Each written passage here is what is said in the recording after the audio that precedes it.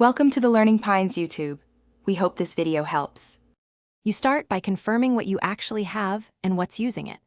Open Settings and note the installed GB, then launch Task Manager to observe current memory load and top processes. Once done, close non-essential heavy applications and switch your power plan to high performance to avoid throttling. These steps let you act with accurate data. Make sure to record the highest memory consumers so you know which services to target next.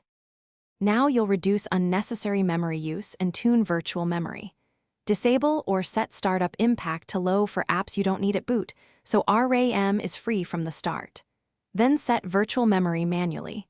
Pick a custom size using 5x to 2x your RAM as a starting point and place the page file on an SSD if available. Once done, use Resource Monitor to identify processes leaking RAM and adjust CPU affinity or service settings to limit their footprint. Finish by installing driver and Windows updates. Outdated drivers can cause memory leaks, so keep them current. If you still need more capacity, plan a physical upgrade.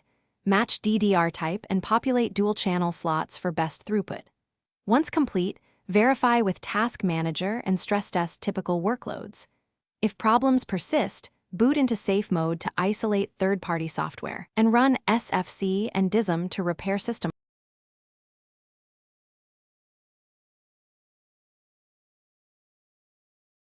Thanks for watching. Consider subscribing if we helped you.